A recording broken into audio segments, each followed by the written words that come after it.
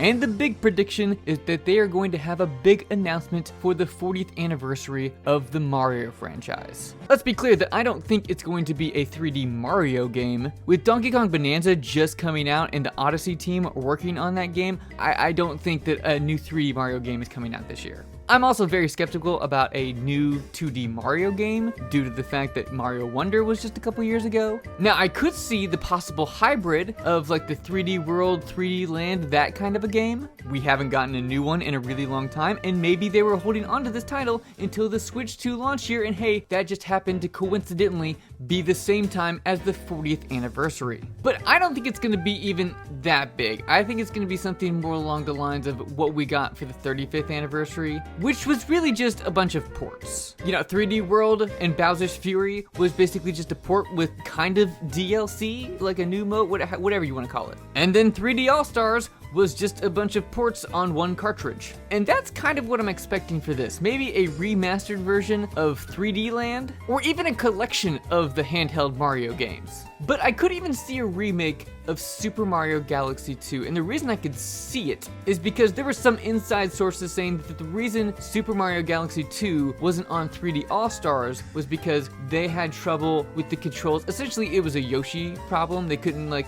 do the same kind of mimic, because if I remember correctly, you had two different kinds of motion controls for both the nunchuck and the Wii remote, and they couldn't replicate that on the Switch. So I could easily see them doing some sort of remaster or remake for that game where they just kind of completely change the control scheme. And I could also see some sort of 2D Wonder style remake where they take like the first 3 games, or the Super Mario World game, or you know, the new Super Mario Bros. Franchise. You just take all those games and then you remake them in the Wonder style, which would be very reminiscent of the original All-Stars collection that they did on the Super Nintendo. But you might say that those are pointless because we have the Super Mario Maker franchise and we can just remake those courses inside of Super Mario Maker, which is why my other and final speculation for a Mario game coming out this year could possibly be Super Mario Maker 3. And even if it doesn't come out this year, I do strongly suspect they will make another Super Mario Maker 3, not just because it sells well, but also because the mouse controls are going to address the main issue that people had with the second game.